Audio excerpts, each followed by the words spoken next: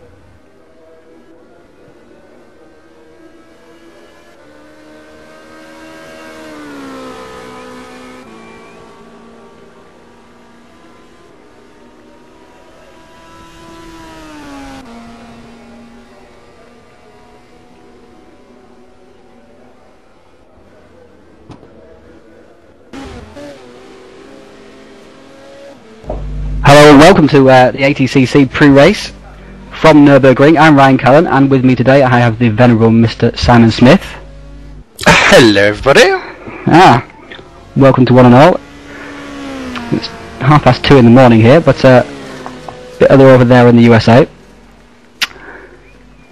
We're currently here at the Nürburgring GP circuit on GT Revolution with the American Touring Car Championship. One of the pre-races is actually the venue as well for the second race of the year in the actual official calendar, so it's plenty of practice for people to get in here.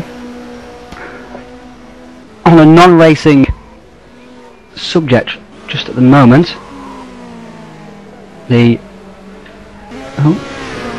get this right, thank you. I'm very sad to report that Rhys Gardner, one of the competitors today, and regular in ATCC as well as the ATCC media guru, his granddad sadly passed away earlier this week, so we send our condolences to Ronald Wales' family, and Rhys would like to dedicate this race to Ronald and his memory.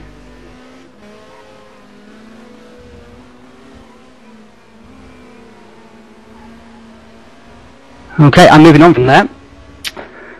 Currently in practice, we got make it 13 minutes to go until official qualifying, which is Super Pole, so they only get one shot at the race. Talborg at the moment is top, as he often is, in his Honda. The 207.7, just 2 tenths back is Mr. Eduardo Prado, a super fast Brazilian in his BMW, and Keith himself is just another tenth back from there in the Volvo. Fourth we have Reggie. Fifth we've got Reggie. Fourth is Keith. Matthias Klein is just put in 207.932, up there in third place in the standings at the moment. Let's try and find him if we can. Following around the circuit. There he is. Willie Watt's team, the Bon Accord Ultimate Honda Accord. Very fetching skin it is too. Simon, anything that you have to say ahead of this race? Ooh, you looking forward to it? Absolutely, Ryan. I mean, today is going to be. You can almost hear my cherry be popped. This will be my ATCC debut coming along, so it's going to be great to be part of the action, to be honest. And of course, this is not part of the big championship. The big championship itself starts on December the 3rd over at Road America. Then, of course, as you already said, round 2 is here at the Nürburgring.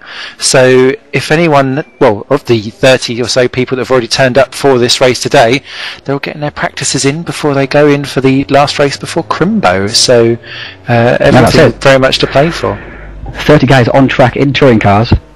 Into that first corner, as you know, is downhill and a very, very tight hairpin. It's going to be interesting. Hello, Yuri. What are you doing here? I just want to say I'm going to run the diesel. Are you running the diesel? Okay, thank you for the information. We are live at the moment, Yuri, so if you could kind of go away. Okay. Oh, bless him. For people who are viewing, Yuri is the actual the creator of the ATCC mod. I didn't mention this a minute ago, but the ATCC mod, the ATCC is using a modified version of the race on touring cars. So not the stock cars. They've all been modified in certain ways. For example, the Lada now has a bit more power, so it makes it a bit more competitive, as Yuri is showing himself in 7th place in the Lada diesel. So it made diesel power in that one. I mean, there's 30 guys as well in this race, Simon. Into that, as I was saying before, into that first corner, which is very, very tight and very, very downhill, and often very, very slippy. I mean, how do you see that going? I can see it going very, very badly, actually, to be quite frank. Well, let's hope not, but it's amusing, but it's not at the same time. So that's what I've stayed up for 2:30 in the morning. Oh, that's very true. See some action, yeah, exactly. Definitely. I mean, some bumpers left on the ground. Absolutely. I mean, that whole Mercedes complex actually is quite tricky to go into, and because obviously it's downhill, the camber's not entirely in your favour all the way down, and of course these cars start extremely cold brakes and tyres. So lap 1, I'm expecting to have at least some entertainment kicks. And it's not just down there as well. Of course, you've got the other good overtaking opportunities down to the Dunlop hairpin, where you can quite easily go to abreast through there. And cross into the chicane, and it often carries on until the Schumacher S's, which are flat out, and it often ends in tears. To be fair, that's right on board with the Jesper. In that Mercedes complex now, as we were talking about, very, very strange camber on the inside. And this one here is so tempting to put the power on 2 earlier, drift wide, exactly like he's doing actually a little bit there. And then I must say, from my experience, these are one of the 2 most hated corners of my simulation racing career. I've raced with these guys many times, and I absolutely hate these 2 corners. Just understeer all the way around. So tight, and the first part of that is such a wide entry, and I hate doing wide entries. Just get into the corner already. And then people beat me, and I cry. So, well, that's not very good at all. See, I don't think there's anything wrong with having a tight one personally, but it's just the problem is that on the exit you have a lot of problems, because I always want to run too wide on that exit and just end up over hillock and dillock. So, that's not the way to take the Dunlop hairpin, is it? To be fair, that's often the case though. It's very bumpy down there as well, and the braking, and you're downhill as well. So it's very easy just to overcook it into there. And there's a bit of camber on the entry, but if you don't get the camber, then you end up just sliding off, and it's just your back end comes around and in the gravel, and that's it really. Exactly. I mean, this corner that we're in now, I've had many a crash in this chicane. I enjoy these corners. I don't know why I like these corners, and I hate the other one. You've got much more freedom to fling it about, I think, around here. And then as you come up to the KGB chicane at the end of this, which I still insist on calling the Vidal chicane. I keep forgetting that it's actually changed name, and I don't think we're going to get name. there. I know, but, it's disgraceful. It's called KGB. I know. Or one of them. KGB. It might not be KGB at all. Let me have a look. Isn't that the ABC? Soviet Special Force? NGK. Oh, it was close enough. It was not the KKK chicane, so we're all right. One's spark plugs and one's a lethal murdering homicidal force. Yeah, it was close. Well, if you hit those barriers, that is a lethal homicide. To be quite fair. And speaking of hitting those barriers and that particular corner and lethal homicide, Eric has promised that he will come down tough on any drivers cutting that particular chicane, which is very easy to cut and very tempting to cut. But talking of lethal, Eric Nelson, who is the American Club Racing organizer.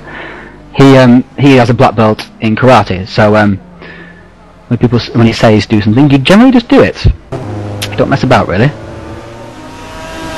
But anyway, back to the action. Tarlov at the moment is still top of the time sheets, despite that the little errors. Thank you, Simon, for that. And also as well, Keith is in 2nd place, just 0.101 down. It's quite a long lap for a touring car here as well, over 2 minutes. Yeah, which, I'm quite surprised at how close the whole grid is as well at the moment, because apart from Ethan Bass, he seems to be quite way off.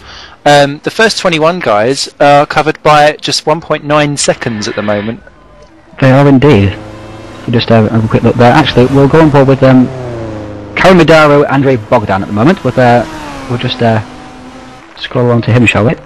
I prefer Bob. Bob. Go on, Simon. You say it. We know you love saying your long words. Karamidaro Andrei Bogdan. There you go. See, it's not so bad. There you go. And I've got teeth in. So he's on the better lap at the moment. Looks like he's going to cross the line, do an 8-4, yeah, up to 9th place. So that was a spot there. I'm looking down the order. Here's Stefan Werner, he's tracked over racing Seat. He's in 10th place at the moment. And scroll through the grid for him. And also, we were saying everyone's so close. There's still a couple of quick guys to go yet. Michael van Scheppingen is usually up in the top 10 there, and also Darius Swiderski is usually in the top 5. I think he's probably driving the BMW. He refuses to drive anything else. Let's have a look at him, shall we? Oh, he's in the pits. He's not even gone out. No. And I remember him very, very confident. I remember him being a little back marker in the Formula Pro World Series, of course. So don't forget, you can also come along to the racedepartment.com website and join in on the chat room. I've got that open, so you can come and chat to me and put on things and join people such as Adam Vaughan, Wayne Reed, Gary Lennon's in there, all different other people quite happily. They're all in there, are they? Oh, that's great. I race with all those guys on a regular basis, so it's we're having a gang bang. So yeah. All right, Simon. It's still it's not past Watershed in some of America. Oh. Close your ears. And I think it's definitely not past the Watershed in Australia. So that's a very good point. Actually, moving on to that, we have, even though it's the American Touring Car Championship, we do have a lot of people from different parts of the world. We have plenty of UK guys who take part in this. Adam Vaughan, who's watching, has man flu today, he reports, so he's not driving. Bit of a wuss, if you ask me.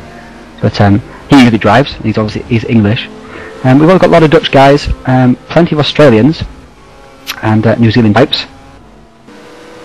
We've got Linus, who's from Sweden, if I remember correctly. If I don't, then Linus, you have the right to come and kick me. Or poke me on Facebook, as he tends to do. Or get a new passport. Have a holiday. Yes. And of course we've got Eduardo Pardo as well, who's Brazilian, and Matthias Klein, who's German. I don't know if it's Klein or Klein. I'm going to go with Klein. Klein sounds better. Flying German Klein. For those that are interested as well, Mr. Simon Smith, for those that don't know, I'm pretty sure most do know, has a couple of little side projects, don't you, Simon? Oh, I do like me a side project, a bit like a side dish when you have a menu. Yes. Can't be having too much of those. So yes, it's one of our. Well, let me put my teeth back in. Keith Barrack has been very, very kind to pop my little Crashcast FM, which I run a little podcast with Maurice Sondag from the Netherlands. So between us, we run that, and that's on the logo of all the cars. So thank you very much to Keith for giving us a shout out for that. It's been very much appreciated. And you can pop over to cockpitfm.net and download our little podcasts. Yes, it's all about sim racing, that, isn't it? You've also got as well another podcast. Can't keep you off the air. I know, you can't shut me up, can you? It's f1cast.net, because Maurice Sondag, who is podcasting king of the world, because he actually, I didn't realise until I talked to him properly, he is a radio DJ as well on the side. So he's got his fingers in all the pies, and all the ones that I've eaten as well. So it's all good. And so we do that because he runs the Netherlands or Dutch version of both of those podcasts as well. So we do the English version. So it's all good. And of course, I've got my weekly column now on Race Department, chatting away, of which the next instalment will be tomorrow. Yes. Oh, tomorrow. Excellent stuff. I look forward to that. And we'll also give a shout out as well to Multi-BC, who are hosting this broadcast. Woo! And to Mr. Martin Balls, who is a very, very helpful head of Multi-BC, I suppose you could say. He's always willing to help out and recommend settings. He even stayed up for this race at we're now 3:44 in the morning for him to make sure it goes okay. So big thumbs up to Martin. We love you! Yeah, and also you may have noticed as well, the other sponsor of this particular lead is Pit Stop Furniture. Now they great, like, they've got like office chairs and office desks, and they have. So I was quite impressed by the aluminium gear knob for swinging the chair up and down. So I was quite impressed by that. But they're manufactured by Introtech Automotive, and they're also going to be getting a new website quite soon called simracegear.com. So look out for them. They're very kindly put forward a couple of... It does, doesn't it? Yes. It's quite risque, is this site. Oh, we're in the qualifying now, guys. So this is the real stuff. Let's see who goes out first. Generally, the faster guys go out last. Although Jesper, who is number 1 in the RD rankings, likes to go out first. Usually. It's only a 10-minute session as well. Only a 10-minute session, but it's super pole, so they only get 1 lap anyway. So there's not too much point having a longer session, I guess. That's true. But with 30 guys out on track, you're going to make sure that you've got to get the right kind of place in the track, because otherwise you might run into someone in a hot down or a slow down lap. So yeah. But of course it's Super Bowl on race, so you don't get there's no other cars visible on track in Super Bowl. Oh, that's on rubbish. Race. Yes, they turn it off. So you've got a free reign for 10 minutes. Oh, okay. So so it's not so bad. It's not like R Factor or other racing series like iRacing. Oh. Does iRacing have Super Bowl? Do you know what? I really haven't got a foggiest. You should know, man. I've played it, but you've commentated on it, so. Anyway, yes. We'll ride with Reggie. Shall we for a lap? He was in 5th place. With Reggie. He was in 5th place. Well, let's go for a funky camera angle, shall we? Let's go for a nice low down one. There we go. A sexy camera angle. Actually, Reggie Blaine does have a rather sexy, slightly tartanish, Scottish-ish livery, which gets a good thumbs up from me. Yes, that's Mr. Willie Watt did all those for his particular team, Bonacord Ultimate, and he doesn't have to churn out the skins, so bit of an artist to be fair. Let's have a tell you what, while we're waiting for him to start his lap, let's have a little whiz round of his skin. Oh, we'll go down, shall we? That's better. You see, nice little I will try to refrain as from well. Willie skin jokes. Poor Willie Watt. Poor guy.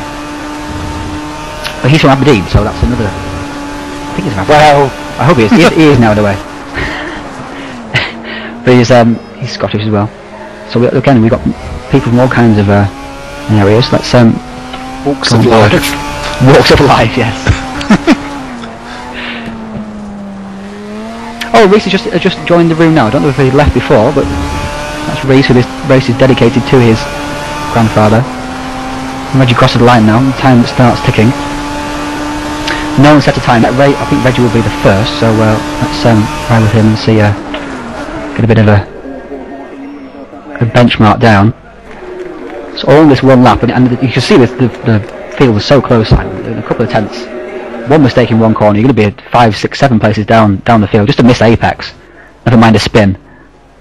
Absolutely, and I raced with these guys many times before, and it just one mistake, and you're absolutely screwed. Basically, you've no chance of getting anywhere near the top 10. Absolutely, although Reggie's kind of nailed that whole Mercedes complex. Unfortunately, Clean has left the server, so he's got not long to get back in again before he takes back over. I do remember that he dropped out in the last race as well, which is a big shame for him, so hopefully he can get those particular problems sorted. Contact your ISP, my friend, as here comes Reggie Blaine down into the Dunlop hairpin, and he's taking a nice tight line in, and this is looking very nifty indeed, but a little bit wonky on the exit, and just touching those curbs just unsettles the car ever so slightly, but he seems to take that as a favoured line, which is a little bit unusual for me.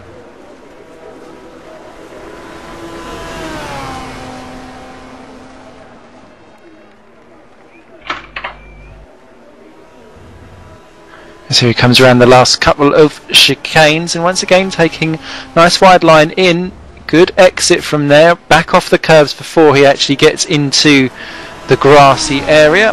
Then this corner here of course is flat out, if you don't know this Nürburgring circuit already. Here he comes down into the last chicane. There is no time to beat currently at the moment. Simon resisting there. However, let's see what time he's going to post on the board for everyone else to then beat. A little bit off the apex there, but it wasn't too bad. He managed to gather it up. It was 7-7. I don't think it's going to be good enough, really. No, Glenn Peterson's popped in a 2:08.4, so that's 7 tenths down with Paul Wood slitting into third and Eric Nelson to 4, so the times are coming thick and fast. Barrick is 4 tenths up at the moment, so he flings it into the first chicane there, almost on 2 wheels. So he's half a second up already. 2:07.7 was the best time in practice, and there's more grip in qualifying. There you see, Jesper Talbot 2:07.4 already, so that's Reggie down to second. And across the line goes Keith. Oh, he's not done it. Look at that. He's lost so much time in the last sector. Well, he obviously knew what the time was to beat, and he let the pressure get to the better of him. And he did say before this race that unfortunately I said, what are you looking for here today? And he said, oh, double win. So he's not put himself on the front foot to be doing that, I'm afraid. It's I'm down in 16th is crossing the line to set third fastest. I thought he was going to do it there. Oh, Kane's on top. Look at that, 6.8. Look at that. Brilliant lap there from Kane. Show you Kane for a second. Oh, just go back, thank you. Then the Peugeot as well. Is it the Peugeot indeed? I thought he was going to run the... and Eric has not had a good lap. Mr. Nelson. And what place is he in? Way down the grid, 17th. You won't be happy with that at all. Yeah, let's find somebody else who's on track, shall we?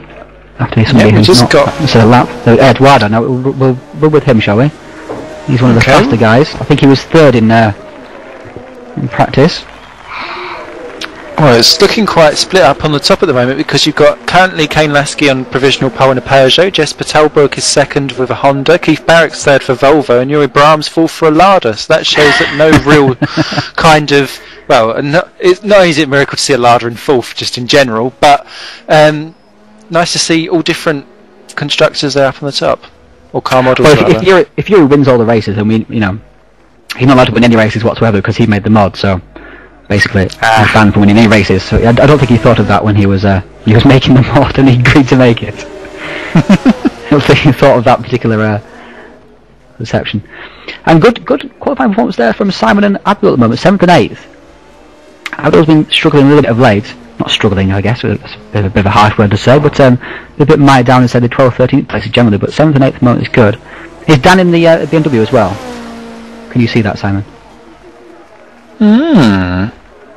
Yeah, not looking too bad at all, as Reece Gardner pops in 18th with a 2:09.225. Currently 22 of the 29 drivers have set a time, so...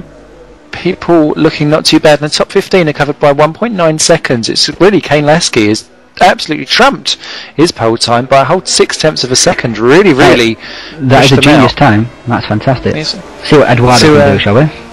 Absolutely, because otherwise Kane will have caned everyone by the time we get to the end of this qualifying session. He won't need sugar in his tea, that should be sweet enough. Right, Eduardo Prado. See, the BMW is really, obviously, very, very good across the long stints as well. With the mandatory pit stops that we see in these races, it means that the BMW looks after its tyres much, much better, and therefore keeps its balance as well. Whereas you'll see with the front-wheel drive cars, to get the most potential out of them, the best way to go is to change the front tyres. But if you change the front tyres and you've got the rear tyres are worn, and you end up with quite a bit of oversteer. So it's really a balancing act. That's where the BMWs have the big advantage. And obviously off the start. So the first start here is a rolling start. Second start is a standing start. So that's where the individuals will gain a little bit of advantage, just like the World Touring Car Championship. Eduardo down to the hairpin in the first sector is down 2 tenths on Kane Lasky. That's not too bad. If he keeps that up, he'll still be in second place on the grid. It's on the front row. Sweeps through the Schumacher S's. Almost hits our camera. Paying for that otherwise. Into these corners here. I really enjoy these corners. You really drift. Get the car nicely into the camera there. Yeah, uses all the track. Switches straight back across the track. Seem to get nice drive out of there. Again, this is just a flat out kink. And he's gained time back with that, just 500 steps, 5,000 even, sorry, down. He's gained those 2 tenths back. Let's ride on board with him, shall we? Into chicane, flicks one curb, flicks the other curb, doesn't unsettle the car too much, with a little bit of a wiggle on the exit. Might have cost him half a tenth, or maybe even a tenth. Throws the car into the hairpin, he's tried just a little bit too hard there, I think. I think that might have cost him pole position. See what he's got here, yep. 7-0 though, that's still on the front row, and with that BMW power, even with the rolling start, still the best start from the front row drive, so he'll be looking very, very good for the race. And Keith, again with his double win, like you were saying, Simon, he's not very, very good from there, from 4th. So no, it's the race. Problems as well for Chris Sykes and Linus Broström, because neither of those have actually set a time, because that now means with 15 seconds to go, all 27 guys that have completed their time are set. So Kane Lasky certainly has wrapped up a nice little pole position there. So if you qualified ahead of Linus, look. I know. That would be the first time I'd qualify anyone, to be perfectly fair. So as the clock strikes 0, Kane Lasky then has taken pole position with a 2:06.861. Note that time down. If you think you can get anywhere near it, then you need to come and sign yourself up to the ATCC rather. Yes, indeed you do. One of those. These guys are quick, remember. We got Kane Lasky and Eduardo Prado are ahead of the top 2 ranked guys on the race department, so really showing their true worth here. That's a now we're into warm up. Let's check the grid, shall we? A nice run through. There we are. Get rid of the nasty overlay. So Kane Lasky then on pole position, 2:06.861 for Flying Dutchman Racing. That's a fantastic time in his Peugeot. Eduardo in the BMW, 2:07.8082. Big gaps really between the top 3, but then from there on it's very, very, very close. There's Tarborg for 0.467, Barrican 0.636, Graham just as a 0.691, so it's very, very close between those 4th to 6th there, with Blaine in 6th, which was a good lap in the end actually, and Asbury just behind again, his BMW in 7th place. Then we have Gardner, Ahmed and Skurlock. Ahmed in his very distinctive Golf livery. I'll quickly show you that for a second actually, if we can just flip to Mr. Ahmed, who's also from the UK. Here we are. Very, very nice livery there, isn't it, Simon? Oh, I'm positively purring. You're purring? I hope not. Yes. So we scroll through the grid here. We got Mr. Cap, or Mr. C, but otherwise known as Karamidaro Andrei Bogdan, in 11th place, with Glenn Peterson for Longshot Racing. He's the best of Longshot Racing guys here today, in 12th place. Robert Isles with a 8.489, who's doing very, very well lately. We'd be a little bit disappointed with his 13th place. Stefan Werner there of Tractor Racing with a solid time at 8.5. Swiderski as well would be a little disappointed with his 8.6 in 15th place. But like we were saying, drop a few tenths here and you're straight down the grid. So there are obviously people finding that out. Michael Van Scheppingen, I mean, Leonardo Tuma make up 16-17. Michael Cavalier in 18th. There's a blank person in 19th. Who's in 19th, Simon? I haven't a clue, because they've just restarted the server. I think that might have been... They have just restarted the server. Well, that's sorted that out, so you may have a little bit of a technical issue, but we'll get back with that as soon as possible. Would you like to just carry on with the I'll go and check, shall I? I'll be back in a second. Okay. I'll just continue on down the grid there for you. Wonderful people.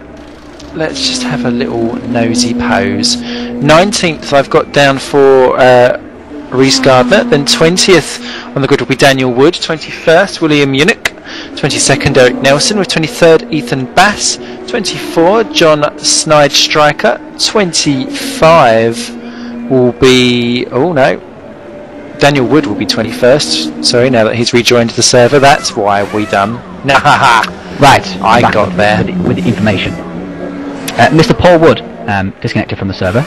Yes. So under ATCC rules, we're very, very kind to each other. If someone drops in warm-up and are still on TeamSpeak, and therefore people can tell his connection is not completely gone, because you know what race is like with some of its, shall we say, technical difficulties with people disconnecting randomly. Drama. they've restarted the server so that people can join again, but it keeps the grid order generally the same. So let's see if we can get the grid back up again. Oh no, we can't get the grid back up again. It's all mishmashed. It will be okay. It should be okay for the race, though. I do hope. Definitely. I mean, I can finish off the rundown of the order for you because I've still got it all here. So we was down to 20. Well, Daniel Wood rejoined in 21st position. That brings William Yunick to 22nd. Eric Nelson slips to 23rd with Ethan Bass alongside on 24. Row 13 will be John Side Striker and Willie Watt, with Eric Estes and Chris Sykes rounding off the grid, with all on his own on the back row, Linus Brosham. Interesting stuff. So, again, we have the usual suspects at the front, along with Eduardo Prado, who doesn't usually race too much at race department. He generally races elsewhere, but when he comes along, he usually flies, as you can see. Let's go on board with some other. So let's find someone who's driving around, shall we? Oh, someone's in the wall. Who's that? I'll just turn the grid off, Ryan. It would help. Thank you, Mr. Commentator. Willie in the wall. Okay, that's a bit of a case of will he make it round the corner, really, isn't it? Will he or won't he? Will he or won't he? People streaming past him. There's quite a lot of traffic on the warm-up. Not usually the case. Let's try somebody else, shall we? Here we are, Mr. Kane Lasky, our pole sitter, by 6. Well, what was it, by 4 tenths of a second in the end? Because no, 2 tenths, because Brado came in with a 7-0, didn't he? But came with a 6-8. That really was something special there from Kane Lasky. Relative newcomer to the series, but he really has it fitted in very, very quickly and laid the gauntlet down to the perennial front runners of Jesper Talborg and Keith Barrick. Keith Barrick is, for people who don't know, is the organiser of the ATCC, so of course he's not allowed to win any races either. Most people will shout fix. Don't tell him that. Oh, I enjoy saying that sort of thing. Oh, but the grid graphic is not working, but the little standings overlay is working in the correct order, so that's okay. I can still keep up with it like that. All is not lost.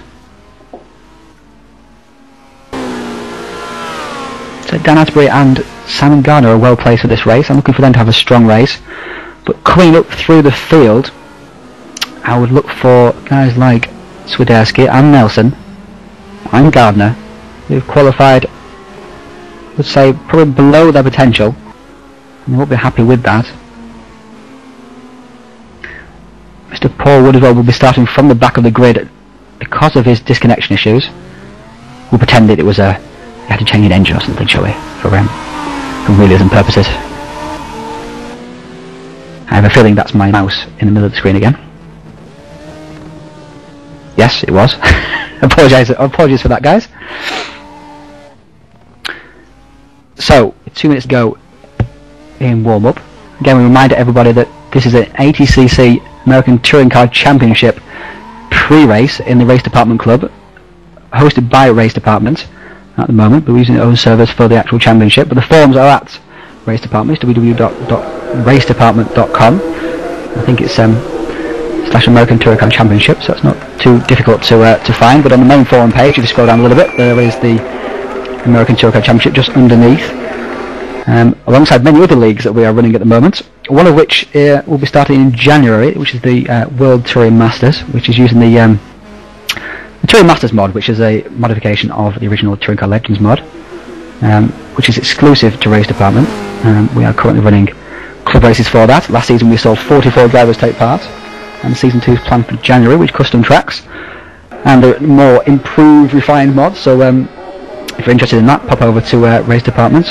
So again, that's just on pretty much the same place as the American Touring Car Championship as well. We have club races there at the moment with that particular mod. We had 30 guys last week, which was a bit crazy. I think, no, 32 I think in the end, so it was a bit, it was all action. 40 seconds to go then in this race at Nürburgring GP. Pre-qualification for American Touring Car Championship starts on the 22nd, which is Saturday, isn't it? What day is it today, Simon? No, Sunday. Monday, even Monday. Monday is it, because it's now Saturday technically. Yeah, Monday the pre-qualification starts at Watkins Glen and ends the following Sunday. So drivers who qualify in top 25 qualify for the server 1 of the first race. That's how that works. And then the second 25 qualify for server 2. So that's how that's going to play out. This came back there being very liberal with the use of the chicane there. I hope he didn't do that on his qualifying lap, else he will be in trouble. I was just about to say the same thing. I think Yes. that was an individual line taken round that chicane, I feel. Yes. Or we might have So- Mr. Black Belt Eric Nelson on his case, which I wouldn't want. Yes, they go to Road America, Nürburgring, KW Super Speedway, where everybody will use the same car. So that'll be exciting. There's only 2 overseas races in this particular championship. They go to Bathurst for the final round, which will be exciting. And there's a special version of Bathurst being made specifically for the American Touring Championship by FVRfactor.com, so we're looking forward to that. They always do top quality work. For those of you who have raced a few of their tracks, I think we're now, the race is just 90 seconds away, ticking the clock down. Simon, any last minute thoughts? Best of luck to everyone. I don't particularly know the league very well, so I can't predict any winners, except it will be a car that is going to cross the line with a checkered flag. Oh, go on then, just stick your neck out, come on. Let's have a prediction. I know I don't know too much, but let's have a prediction. A prediction. You're the one that's best placed for that one. I am indeed, but I want you to make your prediction first, and then you make my prediction second. I predict it won't be me. Right, because you're not racing, so that would be the explanation for that, I suppose, would it? The grid is, as you can see, the grid is 4. I'm going to go with I'm going to go with Talbot for race 1. I'm going to stick my neck out some more and go with Mr. Prado for race 2. Let's see if that comes. Devil. I know. Dairy guards, I stick my neck out there. So The race is guillotine. The race is a rolling start. We have a manual formation lap before the start of the race, so don't everyone get too excited yet. At the last event, I do believe I didn't know, because I had preparation. Didn't know it was a formation lap, Simon. And I went there, and there go, and they're moving really slowly, and in formation, and it's formation lap. Well, you never want to shoot your bolt too early, do you? As No. they go, they leave off for now. As you can see, Kane Lasky leading the field around. Now, of course, the formation lap is going to be quite key, because you need to get these tyres up to temperature in quite a nice, orderly fashion. But of course, you also need to position yourself so that you, especially for Kane, so you're in the right place, so that when you do drop your pedal all the way down to the floor, you're in the best possible place to get the full grip out of that final corner and blast away. Because that turn 1 is just an invitation for good old Eduardo Prado to have a dive down the inside, surely.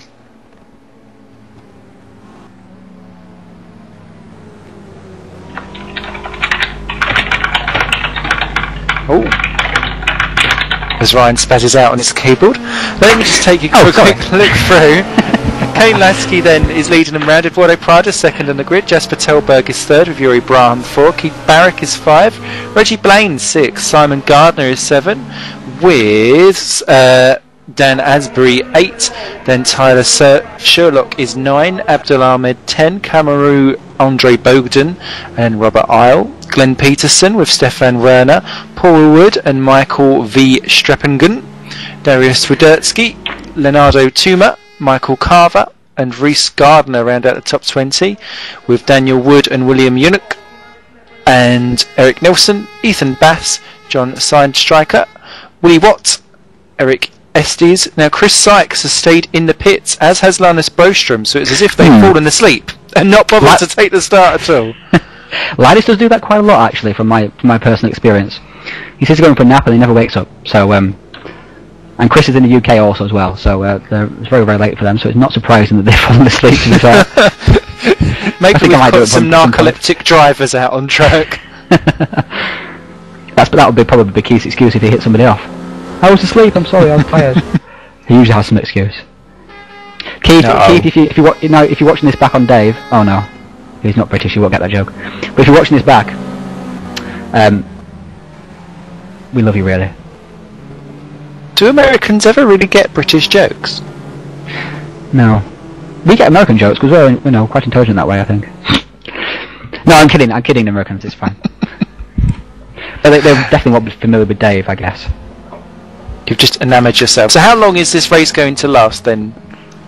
It's 12 laps, which is I think it's 12 laps. Yes, it's meant to be 12 laps. Okay. If Mr. Nelson has set it up correctly, yes. So it should be around about 24-25 minutes. So get 24-25 minutes of classic tint of action. You can see the spread of the field there as they go through. There really is a hell of an amount of cars, Simon. Look at them streaming past. Still coming, still coming, still coming. That's looking good for a T1 carnage. Actually, yes. Let's hope that doesn't happen. We're going very, very slow down the back straight here. We should go a little bit faster, guys.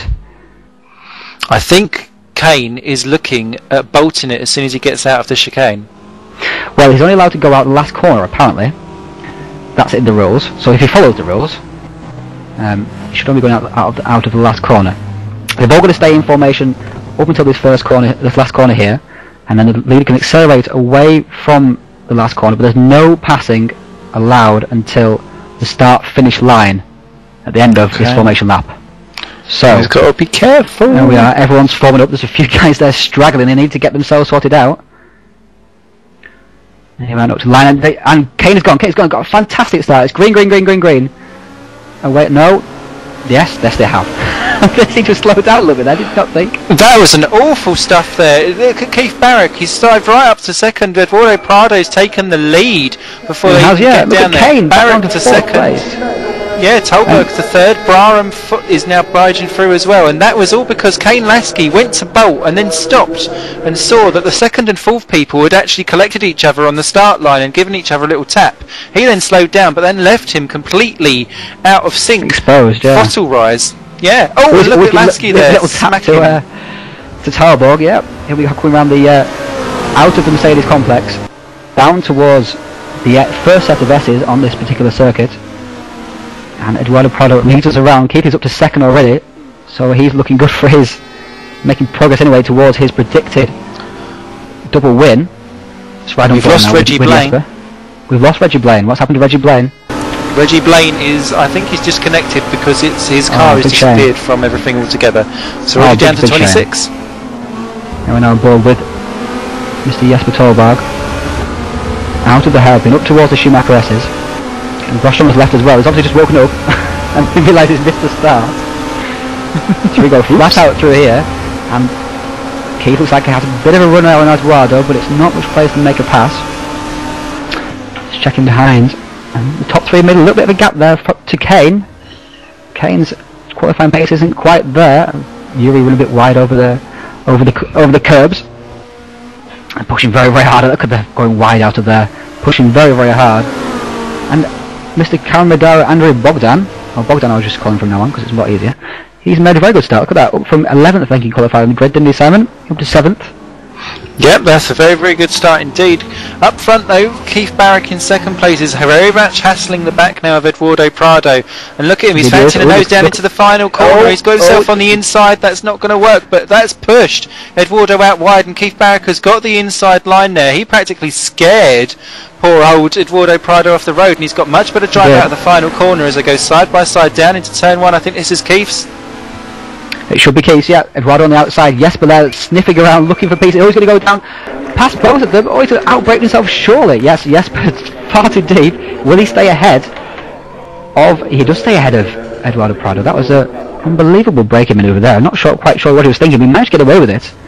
And now the two perennial front runners in the American Racing Club, Barrick and Tolberg, going to face battle once again at first and second place. Jesper's immediately onto the back of Barrick here. Just go on board now with Tolberg coming down in towards the S's here. Big banking on the left hand side, and then get it slowed down on the curve into this corner here. It's very, very tempting to go a little bit too hot into a little bit too wide. Both cars nicely into there. Tolberg a little bit neater line, but not much difference in the speed off the corner. Just off of your screens, Chris Sykes has retired from 26th position, and Glenn Peterson spun down into turn 1 because there was an errant car stuck on the outside while all of that battle for the lead was going on. So there must have all been contact down there into turn 1, but Sykes is out. That's a shame for Glenn. Coming on now on the second lap, look at it. 1, 2, 3, 4, fast as that. Barrett, Tarlo, Prado. Lasky's lost a little bit of speed through there. Not quite sure what happened to him through that S's, but he caught up during those shenanigans, but he's lost that speed again. So it looks like the fight for the win in this race between these three at this moment in time. Depending on how that particular Peugeot 407 treats its tyres, it's supposed to be very, very good at its tyres. Honda's a little bit more aggressive with its tyres, and the C30 even more so. So for the tyre situation, the BMW is looking the best out of these 4 or 5, as you could say, races here. And Barker's got a little bit of a lead there. Seems to have flown through that chicane and opened a few tenths of a second lead over Jesper, and a nice line out of there from Keith. Didn't have the best qualifying, but he's having a very, very good race so far. Sets the fastest lap, as you can see. Eduardo's just peeking out, just letting Jesper know he's there. Just a little bit tempting there. Jesper's gone very, very deep again. Eduardo's just sniffing around behind him. Where Kane is making up all of his time is in the final sector. Kane had leapfrogged himself onto the back of Eduardo through that final chicane. He seems to have a specific line through there, but actually Yuri Braham is quicker than him through sector 1, so that's why he keeps on toing and throwing back. But that little battle was letting Dan Asbury, Andre Bogdan, Gardner, Ahmed, Sherlock and Sheppingen, climb onto the back of them, so that'll be a good little train coming up soon. Yeah, now with Dan Asbury, he really made a bit of a mistake, it seemed, in sector 1 there, because he lost quite a bit of ground to Kane. Yeah, he just seemed to have lost a bit of ground. And here's Simon. So we've got Asbury, Bogdan, Gardner, Ahmed and Skurlock, 6th, 7th, 8th, 9th and 10th. Remember, the top 8 get reversed for the second race, so 8th place is absolutely key towards getting the good result in the second race, because it gives you pole position. You fly through the Schumacher S's. Here is Lada there, giving the camera a faceful. Just off your screens, Paul Wood has overtaken Daniel Wood for 15th position as well. So Paul was doing well, considering where he had to start because of the particular disconnection. Gets past his teammate, his Team Australia Racing teammate. Just ahead of these guys, Mr. Eric Nelson, having a little look at Mr. Darius Suderki. These are two of the guys who had a poor qualifying, so they'll be looking to move up. They've not moved up very far, though, have they, Simon? They've not. They've broken away from the cars behind, but they've not really impacted on the cars ahead. And you've got Stefan Werner, who looks quite pleased with himself in 12th position, able to hold back Swiderski and Nelson really, really clobbering the curbs actually through that final chicane. And into the pits comes Darius Swiderski, and that's, I think, the first one in, as Eduardo Prado has spun on the last corner and has dropped down to 11th position. Oh, there he is. What on earth happened there? Perhaps he just changed down gears too violently in that BMW. Does not like hard braking. Well, it's not changed anything up front, because Keith Barrick is still leading from Tolbert. Lasky to 3rd, Braham 4, Asbury 5, Bogdan 6, Sherlock 7 with Ahmed all over the back of him in 8, Sheppingen 9, and Werner now moves up into 10, but Prado is now back in the thick of it, and if he's going to make any impression on this race, he's going to have to do all of his passing on the track now. You would have thought that's his chance gone, really, as well, considering the talent up front and the consistency that those guys pull out as well. It's very, very hard for him to move up from there. Another one of the guys who pitted was Simon Gardner, who was in that battle for 6th place before he pitted. So he's back there with Swiderski. Peterson I think Peterson's pitted as well now, although he was near the back of the field after spinning due to somebody else's accident. Barclay has opened up a huge lead, really, in ATCC terms over Mr. Jesper Tarberg. 2.5 second lead. Look at this. He's got clear air in behind him. Amazing pace there from Mr. Barrick. He'll be pleased with that. But the best battle at the moment, it seems to be Mr. Kane Lasky versus Yuri Braham. Kane, our pole sitter again, remember. Simply stunning lap over 0.206.8. Only person to dip into the 6s, and Yuri in behind him in the Lada diesel, which it's not the sexiest of machines, really, is it, Simon? Well, no, but I wouldn't pick it out of bed for eating biscuits. But down to the... Yuri does seem to take much wider lines. He's got much more of a sweeping corner about him, or he takes much more sweeping radiuses into a lot of these corners, which then makes him have much more cleaner exits from the corners, whereas Kane seems to be very rigid in his defence, and that is why he's just not able to make any impact at all on Jasper Tolberg, and just seems to be falling more into the clutches of Braham, who's now falling more into the clutches of the Asbury, Bogdan and Sherlock battle. So they're all just kind of affecting each other and falling into each other's clutches, which is just allowing Keith to run away with it. I'm seeing very defined different sectors here. As everyone will know, that the Nürburgring circuit is there's very different sectors. There's a twisty part at the start, then a fast flowing bit in the middle, then a twisty part again at the end. And it seems with Dan again, it seems that one person will catch with one sector, lose another sector. So it's very even that way over a lap time, but not much in terms of the actual really close racing that we've come to see occasionally before. Ethan Bass and Robert Isles are having a great battle over 15 and 16, but into the pits this lap round as Simon Gardner and Swiderski go through. Eduardo Prada, Leonardo Tuma, Reece Gardner and Willie Watt are all in the pits, but they've all lost out because actually Darius Swiderski and Simon Gardner have leapfrogged all of them, so that showed that they pitted at the right time. Yeah, so Eduardo Prado is really slipping down the order to the point, as Tuma and Gardner actually collect each other down at turn 1. Yeah, poor old Prado is out in 25th and last position. 25th and last? What on earth went wrong there? Did he repair some damage? Because he wasn't that far behind these guys. He's 11th place, and that was still ahead of Tuma, correct? Yeah. Yeah, so way behind Tuma. He's came out way behind, so maybe he smacked the barrier down in that final corner in his spin. Perhaps, maybe had to repair some suspension, although it's not usually advisable. As long as you've got a wheel on your car and a tyre that is inflated, it's not really recommended to mend your car during a pit stop in these sprint races. It's just not worth the time. You never gain it back. And as you can see, he's given up a lot of track position. But of course, Simon Gardner was ahead of him before the pit stop anyway, so... Jesper Tolberg completely missed, sorry to interrupt you there, Jesper Tolberg completely missed that chicane, and I was just riding with him and thought, as Keith Barrick pops into the pits, so our leader is in the pits, Tolberg goes round, Braham goes round too, but so that is going to hand the lead back to Jesper Tolberg. Yuri Braham goes into second, but Barrick and Lasky, Asbury and Bogdan and Sherlock and Ahmed are all in. So Lasky in. Here's Lasky's pit stop. There's Barrett just ahead. In goes Asbury for his pit stop. Through goes one of the Toledos. And there's Ahmed in his gold livery going through as well. That's a very good stop there for Keith. Gets out. It's a nice smooth stop.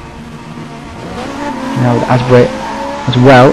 And they're all coming in. They're all flying into their pit stops. Very close. Ahmed, look at the time Ahmed has gained on Asbury in the pits there. Ahmed was a couple of seconds behind, if I recall correctly. Absolutely. He's come out right behind, right alongside Asbury. Lets him have the line into this corner though, looking for the switchback I'm sure, but no, he's going to look wide himself anyway, so he won't make it back there. That was interesting from those two. No switcheroos taking place there. Ethan Bass may well have just been played into a key hand, because Keith Barrick, who has pitted, has just passed to Ethan Bass, who has not, and that now puts Ethan Bass in between himself and Kane Lasky, so that therefore puts another barrier in the way. Just on the pit stops, Michael V. Sheppingen actually nearly crashed into the pit wall when he entered into the pits where he slowed for the line, so he's very lucky to escape with that. Let's go on board with Yes, because he'll surely be pitting very soon, so we'll go on board and we'll show people quite how tight the pit entry is. It can be quite, especially if you make a last minute decision to come in.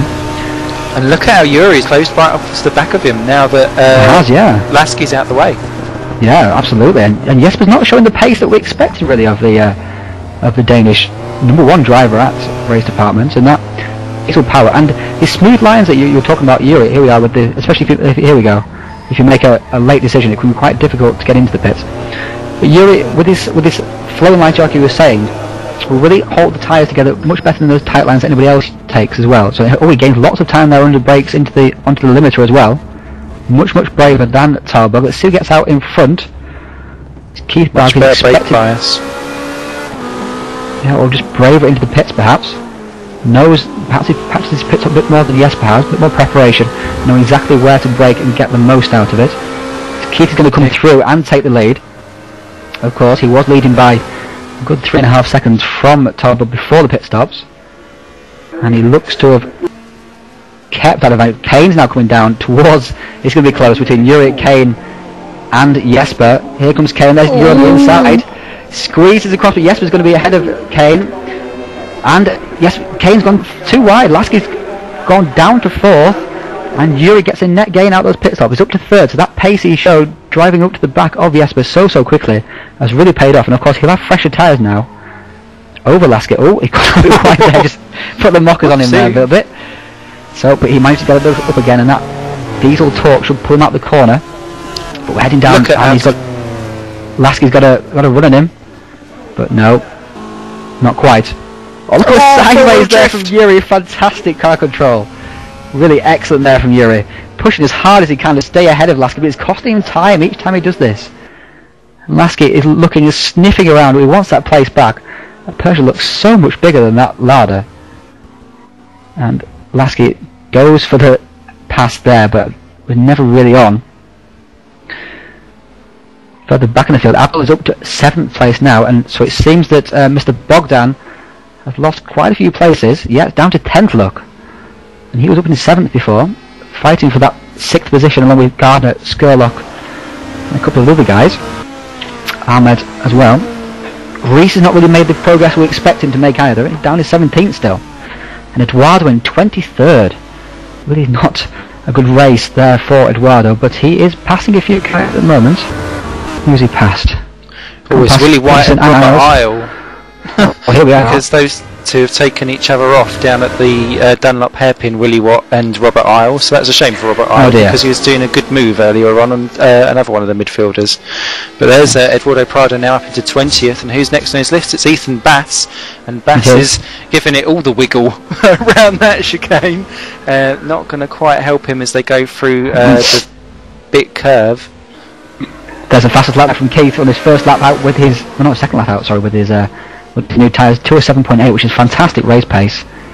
And Glenn Peterson is sniffing all over the back of Eduardo Prado. Eduardo's wanting to get past Ethan, but Ethan's not making it easy for him. Oh, as Darius Sudetsky has left the game. Yes. I wonder if that was a disconnect, because he wasn't going badly. And of course, in R Factor there's no... in race, sorry. R Factor in the brain. In race, he's back in for race 2. But Eduardo lost a lot of ground there to Ethan Pate as well. And Peterson is all over the back of him. Eduardo, remember, qualified on the front row, crashed on lap 4, was it, Simon? Into the final corner hairpin. At least spun it anyway. Dropped down to 11th place, made his pit stop, and has emerged down in the 23rd, 24th position, and is now up to 19th, but really it's still struggling. Not quite sure what's wrong with his car. Perhaps there's more wrong with his car than we know about. But judging by his lines, it's like he needs some. It's like he's trying to do an orienteering session. He really needs to stay on the track because he's taking too many wide lines and taking too much of the off-track excursions, and it's just not working out for him at all. And Glenn Peterson was the first man to pop into the pit, so his tyres are going to be more buggered than most. So, and Ethan Bass was the last person to pit, so he's kind of really got it up against him. Quick rundown of the order then, as there's a great battle going on for 7th and 8th actually between Abdul Ahmed and Tyler Sherlock side by side round bit curve, and that is Ahmed through on Tyler. But Tyler's on the outside. Look at that move, around the outside, and he's got the place. Fantastic move there from Tyler. Sorry, Simon, for cutting the crossway there, but that was an amazing move. Very legard of you. I apologise.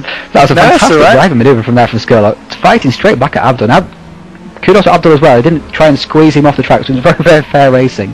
That's what we like to see. It's what we associate with the American Touring Car Championship. Sorry, Simon, you were doing a rundown of the order. No, that's fine. Yeah, Let's jump up to the battle for 5th and 6th actually. Although now that I've said that, they've actually separated ever so slightly because Simon Gardner is desperately trying to hold off Dan Asbury, and Asbury has been busy on the offensive all race, but has yet to actually overtake anyone. And judging by that kind of wide action by Simon Gardner, that could be his best opportunity if he can just do the switcheroo back on the inside and take the inside line for the next corner. No, could well quite. Work out, but no, he's too far back, isn't he? It's moving all over the place, looking for a little bit of a gap. He thought about it. You could see him thinking about diving into that wide entry there, but then saw that Simon running very wide over the curb there as well. But yes, we have Barrick in first place at the moment with a 5-second lead over Jesper Tarboy. That's pretty much a calendar month in these ATCC races. It's looking very, very strong for the win there. Yuri Braham in third place, having jumped Kane Lasky in the pit stops, showing some good pace in the Lada 110D. As I say, Lasky in fourth, Simon here, as we're watching him, in fifth place, with Asbury hunting all over behind him. And there's Tyler Skurlock and Abdul Ahmed also having a good battle in behind, although Abdul has just dropped back a little bit from Tyler now and dropped into the clutches of Bogdan, who's moved back up from 11th place. So he's pulled his way back up the field because he was qualified in 11th. Moved up 7th in the first stint and is now back up to 9th after dropping to 11th after the pit stop. So he's looking good for a good result here. And of course, this is the battle for 8th place, which is so key for the second race pole position. So there's such a big difference between 8th and 9th. If you're 9th in the first race, you're 9th in the second race. But if you're 8th in the first race, you're pole for race 2. So it's obviously very, very key to get that position, and Cameron O'Dara obviously wants it. Back in 10th place here we have Michael Van Schappengen trying to fend off Stefan Werner in behind, and Eric Nelson, who's just gradually moved his way up through the field, is now in 12th place, having started back in 17th. He's not made the progress that I thought expected to make, and he's run very, very wide there onto the grass, lost a little bit of time. Back in 13th place we have Mr. Daniel Wood for Team Australia Racing, with Leonardo Tuma and Mr. Paul Wood, Daniel's brother, again for Team Australia Racing, in 15th place. Another Australian, Mr. Reese Gardner, in 16th place, driving to Track Devil Racing this year, alongside Stefan Werner and Darius Widerski. 17th place we have Michael Carver, the steady Eddie of the field, really, always turns out a good result, always finishes his race. Last season finished 4th in the championship, just due to some decent consistent results, and really shows what consistency can do for a driver if they just keep it together and finish all the races. As we say, running up top 20 we've got Eduardo Prado, Ethan Bass and Glenn Peterson, with Willie Watts, Robert Isles, Eric Estes and John Seidenstricker bringing up the rear. We'll just jump back now towards the battle for 6th and 7th place if we can, if Ryan sorts out his oh, we're going to people in the pits now. There we are. There's Jesper in 2nd place. And Dan Asbury and Dan has got past Simon. So apologies for missing that. But Dan has got past Simon, and Simon is again looking hungry back again though. But looks like Dan has got the better tyre life, like we were talking about earlier. They're now on to lap 11. So just 2 laps to go after this one. Darius Swiderski has just popped into the chat room to say that he had a power failure at his house. Poor Darius. So not his fault, that one, so that's unfortunate there for Darius to have a retirement there. And also, just while you was running down the order, we had a couple of changes of positions with passes on the track. One of them is about to be the battle for 10 and 11 with Stefan Werner all over the back of Eric Nelson as they come down to the chicane. Nelson having to go take a very defensive line, but that's going to leave him wrong if it's around the outside. Here comes Stefan Werner for the next cut through, I think, but that's actually pushed Daniel Wood into Leonardo Tuma for the final corner, and Daniel Wood Daniel Wood into the pit wall. Into the pit wall. Is out. It's gone sideways, and he won't recover from there. Surely his engine will be dead. Yes, engine is dead, and Daniel Wood is out. That's a very strange mistake to make, especially in a front-wheel drive car. I'm quite surprised by that. It's so easy to make into that corner though. I've done it a few times. It's a bit like the Hungary pit lane entrance. You can quite easily smack the barrier in that one as well. But the other... Of course, go for it.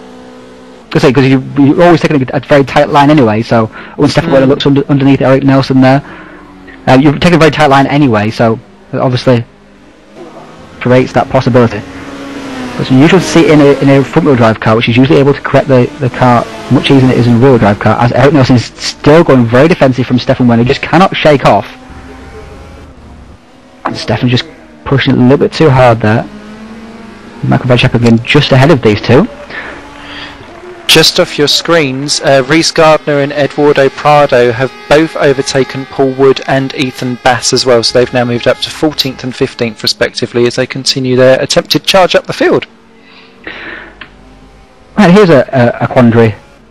What happened to Abdul Ahmed? What's he doing back in 13th place? Did you see what happened there? He bungled it. I did see, well, clearly, but I did see some dust and some smoke at the first turn. Some gravel being spat up into the road. So I do wonder what happened then. I wonder if that was him, just off at the first turn. There's a couple of laps to go. The 7th placed Tyler Sherlock is attacking Mr. Gardner, and Simon going far too deep into the corner for 6th position. I've lost that position and loses the position. Defend as well. Look. And Keith Barker's won. Sorry, we've been talking about all that. Keith Barker's won the race. Second place, Jesper Talbot was 7 seconds behind. It's a big win for Barrick. Third place, Yuri Brayhan. 4th, Kane Lasky. 5th, crossing the line just ahead. And Tyler Skolak is Dan Asbrit. 7th is Simon. Simon kicking himself for that last lap corner mistake. 8th, Karen Madara, Andrew Bogdan. Coming across the line now, 9th is Van Scheppingen. 8th, Bogdan will get the pole position for the second race. 10th, Nelson. 11th, Werner. Nelson just managed to hold off of Werner for that 10th place. It was a hard-fought battle, and Nelson had to gradually pull his way up through the field there. Ahmed in 13th, Prado in 14th, Gardner in 15th. Those were 3 guys who were very disappointed with their result, considering where they were or where they expected to be in Gardner's particular case. Paul Wood in 16th, Ethan Bass 17th. He pulled himself up quite well in the end, actually, 17th. Peterson 18th, Watt in 19th, Mr. Carver in 20th. As we go across the line, Mr. Robert Isles is in 21st, Eric Astor 22nd, and we're still waiting for the final position, I think, which will be Mr. Simon Stricker. If we can just get him to cross the line, please, Mr. Simon Stricker. There he is, crossing the line now, I think. Weaving in delight to manage to finish the race. Just a quick update on Reggie Blaine. He said he had a screen freeze as soon as he went over the start-finish line on lap 1, so that explains why his car just disappeared off the circuit. Oh, such a shame. In 24th place, Daniel is classified, with 25th place the multi-BC broadcast look, and 26th place is Chris Sykes, and 27th was you, Mr. Simon. Well done to you, and you beat Linus Brostrom to 28th. So condolences there to Mr. Swiderski and Mr. Blaine, but congratulations to Keith Barrick for that dominant win there. Picked up 2 places at the start after the confusion over Mr. Kane Lasky's starting procedure, I suppose you could call it. While Jesper Talgo came in a strong 2nd place, although well beaten in the end. Barrick really showing excellent pace, with Brayhan just a 2nd behind in the ladder. And now we're here at race 2. Did you enjoy that race, Simon? Any thoughts? Any impressions you had from the first race there? Yeah, it was a good giggle, that.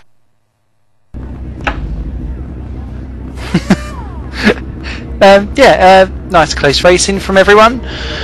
Thoroughly enjoyed it. Good little bit of smasheroo as well, which always pleases my appetite. And I'm much more, well, I'm very pumped up for race 2 actually, because of course this is the big feature, and I do prefer a standing start to a rolling one. Don't know why. I think it's a European thing. I'm with you on that one, I think.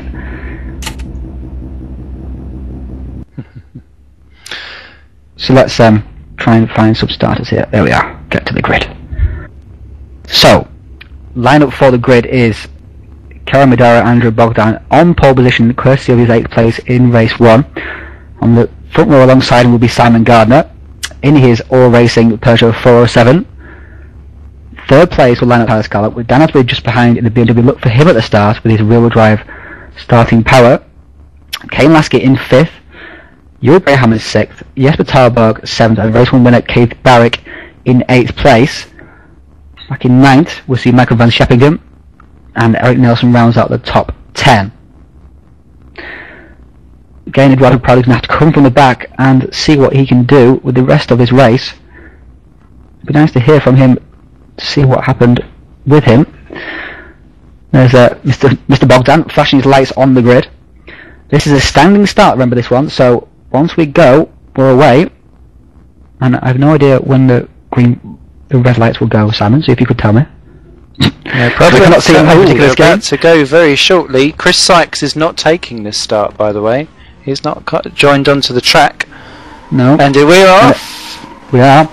Bogdan gets a good start, but there's Asbury on the inside. Again, getting that position away from the top 2. Garner slots in. Bogdan defends across, moves across the track, but Asbury's taking it down to the first corner. Bogdan there defending very hard from Simon Gardner. Round the outside comes Mr. Skurlock. Stansbury takes us into the Mercedes complex for the first time. Behind we can see that Skurlock is 4th, Torbo 5th, Barrick up to 6th already, again ahead of Lasky. Lasky's had a poor start once again, and Barrick's got ahead of Tarberg.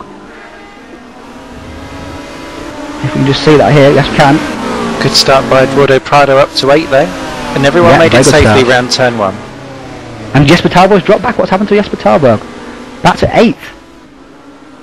Maybe back to 9th if he gets pushed behind. Oh, someone's gone off there. That's Michael van Scheppingen in the Peugeot, FDR Peugeot, and side by side, Yuri and Eduardo and Lasky.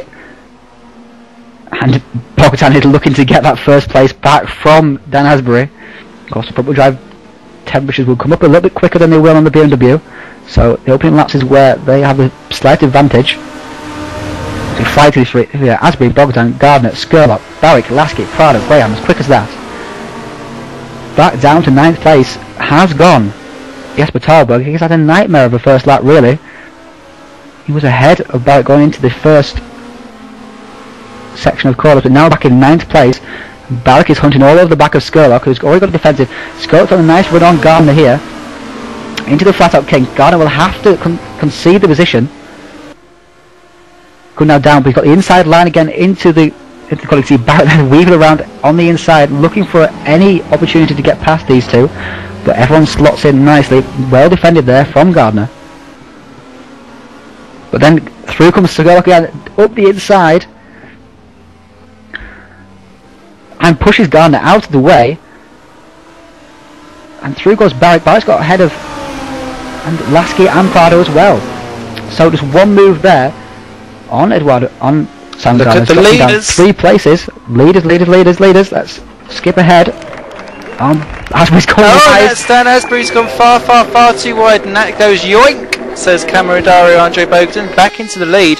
And here they were side by side down the straight, and actually Dan Asbury had the place, but unfortunately wasn't able to keep it. Brakes far too late in there. Sherlock now onto the back of them with Barrick keeping a watching brief and forward. Lasky 5, and Gardner there has slipped back, because this has quickly become a 5-horse race at the moment up front. And Michael Scheppingen is already in the pits, and Michael Carver is missing a front bumper, so I imagine those two have made contact somewhere. And where's Eduardo Prado gone? Has he disappeared down the water again? Eduardo Prado having a nightmare. 2 races here, down to 13th. Not sure what happened.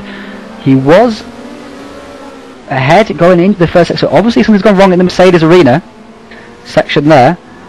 Look how far down he's gone, Simon. That's just a terrible nightmare race. But after that, all that hard work in the opening lap as well, and just thrown it all away in the space of one mistake. Up front, less than a second covering the top 4, but it seems Bogdan's got a bit of a break there from Asbury. And behind Skurlock's under big pressure here from race 1 winner Barrick. Behind Barrick is Kane Lasky, who doesn't seem to quite have the race pace. Just a couple of tenths here and there, giving way to the top guys. Gardner managed to fend off Braham for 6th as he fly through down up to the chicane. Barrick again very, very close to the back of Skurlock, but not able to make a move. Okay, last game behind, just keeping a watching brief. Any action further back, Simon? Yeah, there's been some problems going on further back with Eric Este and Rhys Gardner have taken each other off and have dropped down to the back of the order. And apart from that, Willie Watt,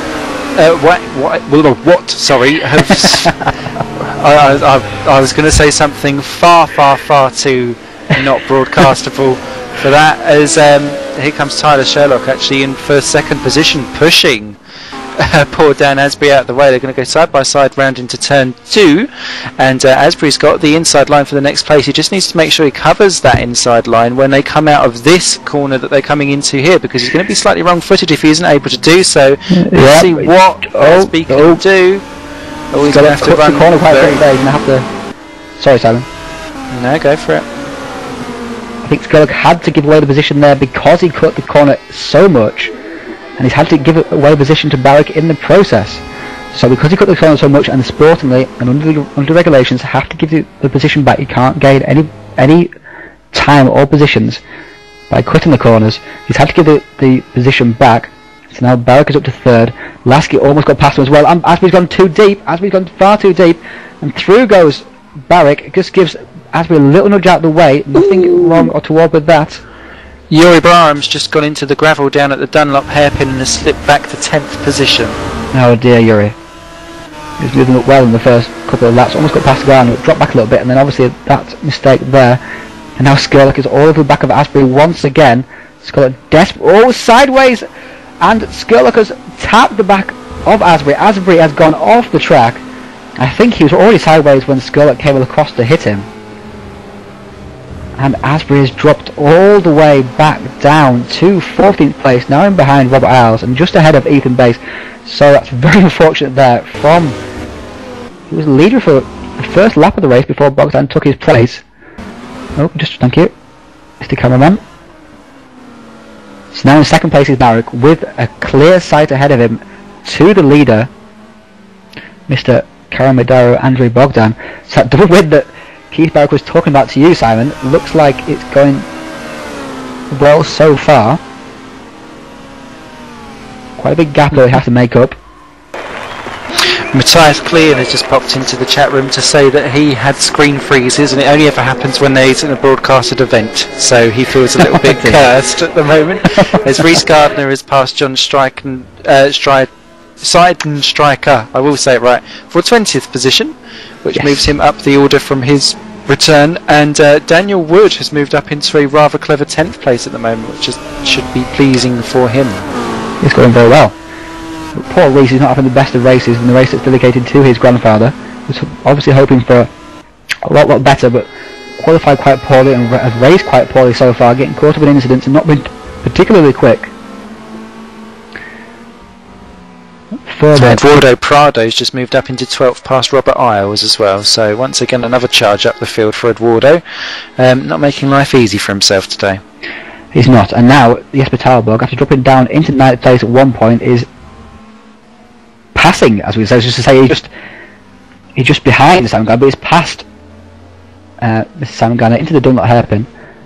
The scene of Yuri Braham's unfortunate outbreaking incident a couple of laps ago, and Talborg is on the march. He'll be looking to get up into the pole positions at least. As now Skurlock is very, very close in behind Mr. Lasky. I can't remember, Simon, did Lasky got ahead of Skurlock there? Was Skurlock already behind? Lasky, I think Lasky got ahead of Skurlock. He has indeed. That happened last lap. Yes. So obviously we missed that somewhere.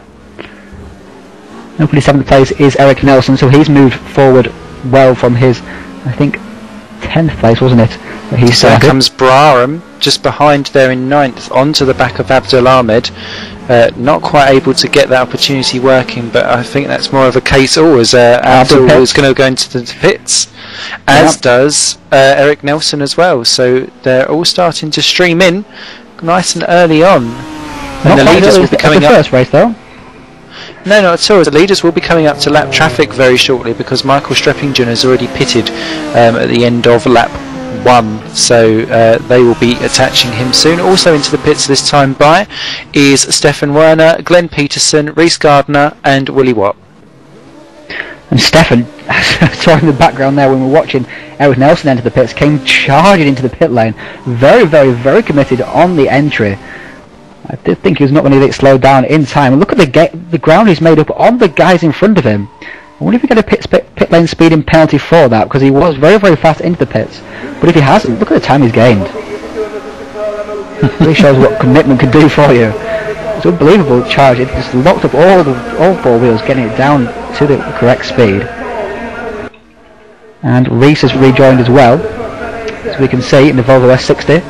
The Tractor Racing, Willie Watt just in behind him, Glenn Peterson just ahead. If we just, thank you, scroll back through the field. There's Karamidor Andrew Bogdan, who's leading the race, a little bit wide and a little bit leery through the Schumacher S's there. Just behind is Keith Berg. He's not making a huge amount of impression just yet, but you can feel that he has the measure of Bogdan, and he will gain slowly but surely. In 4th place, Skurlock has just lost a little ground to Lasky, who again is just hanging on to the coattails of Barrick in this opening segments.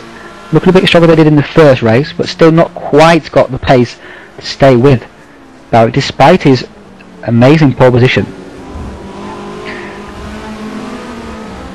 Not too many battles in the field just at the moment. Let's join one for 8th position. Here we are. I was going to say, P8's not looking too bad. Daniel Wood, they're going far too hot into the chicane, but Eduardo Prado not really helping himself over as Daniel Wood slots into the pits, following in Yuri Braham, who is also in this lap round. So that's going to remove them. Isles in 2, as is Leonardo Tuma. Paul Wood continues down. Ethan Bass pops in, which is just as well because he was taking rather unusual lines into that fast chicane.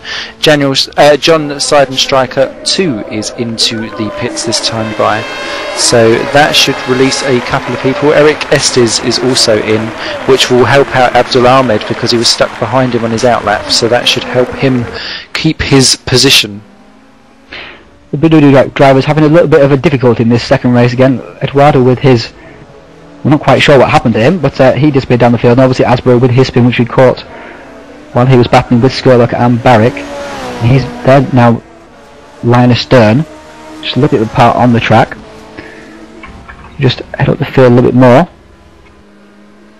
As we can see, a quick rundown of the positions. Barrick is gaining on Bogdan, who is in the lead.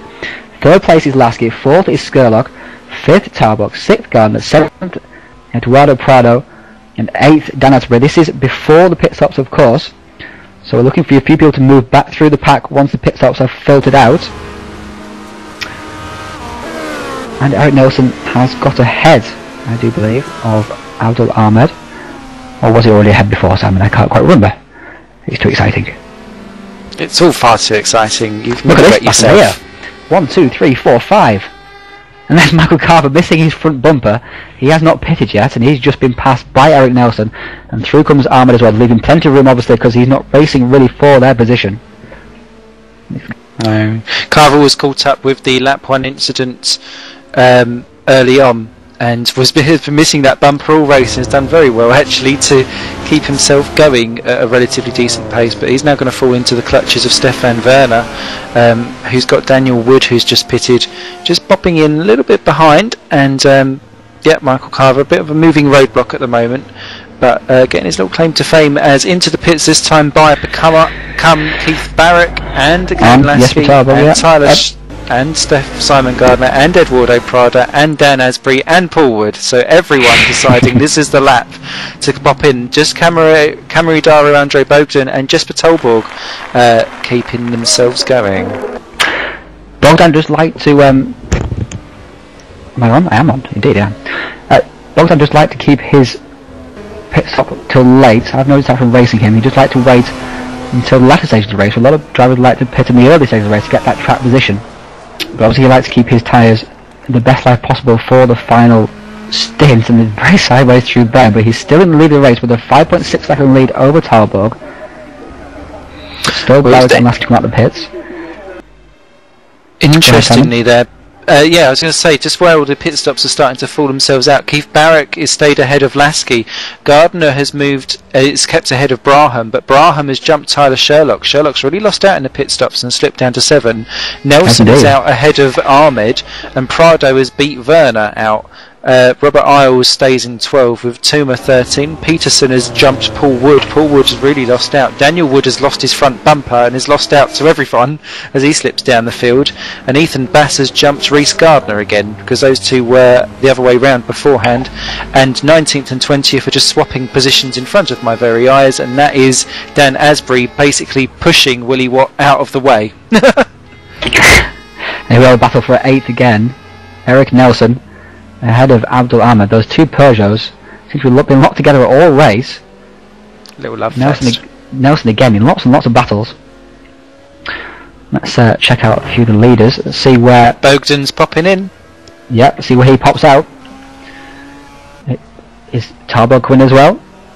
Yep, Tarborg's in as well. So box for Tarborg. In the box for Bogdan. Let's see where Barrick emerges ahead of Bogdan. Before the pit stop, Barrick had a 1.1 second deficit to Bogdan. So we'll see what happens here. Barrick has pitted earlier, so that one lap on slightly fresher tyres might do it for him, or he might get a better, might have a better pit stop, of course, as well. Barrick comes round the final corner. Bogdan's leaving his box. Bogdan's leaving the box. Can he get out ahead of Barrick? It's a long pit lane. It seems interminable when you're waiting. And no, through comes Barrick. Barrick's going to take the lead. The men's going to take him back. Lasky's going to go through as well, I think. Second. Yes, he is. And so Bogdan, that late pit stop has not worked out for him at all. 7th place. Oh, but Lasky's gone deep. But manages to stay just ahead of Bogdan. Bogdan's going to have a little bit fresher tyres now as well. So we'll see what Bogdan can do. Been looking very aggressive this race. Down the inside. Not going to happen there. Bogdan quite trying not to do that. But sensibly leaves a little bit of room, as does Lasky. But cut across the corner quite a lot there, Mr. Bogdan. I was going to say, that's Lasky's own doing, because he went so defensive into that corner as there goes Lasky on the defensive again, but Lasky went so defensive into that corner, it put him so wrong-footed when he didn't need to, because he didn't need to cover off someone coming up to speed, coming out of the pits when he's already at full speed. So Lasky nearly lost his 2nd place for his own over-cautiousness in a way. Yes, he did swing across quite violently in front of Bogdan to keep that position. Obviously he's anxious to keep it. Simon Gardner's having 5th place. Another strong showing from Simon Gardner here. Eric has moved himself up to 8th. Tyler, as you say, has missed out quite a lot in the pit stops, down to 7th place. Barrick now has a 2-second lead over Lasky, so we've got Barrick after pit stops now. It's Barrick, Lasky, Bogdan, Tarborg, 5th Gardner, 6th Brown, 7th Skurlock, 8th is Eric Nelson, with Ahmed and Prado rounding out the 9th and 10th positions, which looks like the best position battle on the track at the moment, actually, between Eric Nelson, Ahmed and Mr. Prado. We'll just check the rest of the field as well for you, as you can see on the screen there. Dan Asbury's down in 19th, so more troubles there. And Ahmed is making a move on Nelson, but does Nelson have enough pace around the outside to keep the inside into the chicane? He does. Who's brave at the brakes? And excellent move there from Ahmed. Outbrakes Nelson into the chicane and goes straight through, and immediately Barrick, on his first properly flying lap out of the pits, posted his fastest lap of the race at 207.9. Again showing fantastic pace in the race here. He'll be pleased with his performance today, aside from qualifying. Actually, lately in qualifying he's not been doing too well, but racing has always been strong, so just needs to work on his qualifying a bit more and he might win by even more seconds. Make his life even easier. Well, it's all what happens at the end of the race is what really counts. So long as he's the first man to see the checkered flag, I don't suppose if it matters if he starts from last or first, but surely it would just make his life definitely a little bit easier, as you would say. And he is pulling away as well from Kane Lasky, who is now seems to, he's got his tyres up to temperature. He's able to keep Andre Bogdan at bay for the time being. So that looks like that battle has come to an end just for now. Jesper Tolberg or Burg, sorry, is all on his own now in fourth, with Gardner pulling away from Braham, and Sherlock not really making much of an impression there. Ahmed has got ahead of Nelson now. Nelson is falling into the clutches of Eduardo Prado, so that's looking like a battle that potentially could happen, as Prado feeling the need to... Oh! Into the back of Ahmed there. You don't want to ram one up the behind there for Eduardo Prado, but Nelson we don't able to any keep... walks of life, really, do we? No. Well, I don't know. It depends. But everything is permutation. Yeah, depends on your taste. If you like Bovril. But Eric Nelson there, just about. Oh, Eric Nelson far too deep into that chicane, and he's going to compromise his entry into this corner, which will compromise his entry. And all his speed down the straight, a little bit of a sitting quacker. And Prado has the inside. Again, it's a carbon copy of last lap. Nelson is finding himself on the inside into this corner here, but this time Prado gets ahead even before the braking zone. So Nelson loses 2 places in 2 laps. So he's plummeting down the field at the moment. He's made a hash of that chicane as well, so that will potentially throw him into the path of Stefan Werner, who is busy pulling away from Robert Isle. And Ryle has made a very quiet race this time round, and has been quite effective to get himself up into 12th. Best battle on track Sorry, go ahead. No, I was going to say best battle on track was 18 and 19, but they just sorted themselves out. Ethan Bass was just desperately trying to hold off Willie Watt, but Watt backed out of it before they got to the chicane. And what's happened there? Has Yuri gone ahead of... There we are. Here's a big battle here. Yuri and Skurlock having a big battle. Skurlock has caught up to the back of Yuri. He's come out now of the very wide there from Yuri. Down into the S's. So Skurlock's obviously got his skates on after the pit stop, despite that poor pit stop, and is now battling Yuri for that 6th position. It's very sideways into that corner there. Well held there from Skurlock. Let's go on board now with Yuri. We've not been very much on board racing this race so far. Let's go on a bit of ATC taste of an action, shall we? Looking back now at Skurlock into the downhill braking zone. Look at the way Skurlock gains on the brakes there and still gets an excellent exit. Look at it's a perfect line there from Skurlock. Uses all the track and more into the Schumacher S's, which is generally quite flat out, but with different wheel drive cars it's very important to get the line right, or you get too much tyre scrub and lose just that extra mile an hour, which costs you on the exit up into these corners here. Braking hard now, get it into the camber here, clip the apex there, run wide, make sure you get back across the track for this corner here, which is a little bit longer and tighter than the corner before. It's very easy to treat it exactly the same, but they're 2 completely different corners really. And now into the flat out kink leading towards the chicane. Is Skurlock going to have a little go into the chicane? He's looking, no, decides against it. Into the chicane, bumps over one curve, bumps on the next curve, and Skurlock's not quite on that corner as well as he did the corners before. Lost a little bit of ground. Can Yuri use that to pull away? Out to the final corner, down. It's very fast straight, very good for the powerful cars here, like the Lada, which has got a lot of torque off the corner. It's at 413 pounds of torque, which is almost, I think, twice as much as most of the cars here, so it really helps the cars. And there's Michael van der Schaffen coming out of the pits again. He's obviously had problems this race.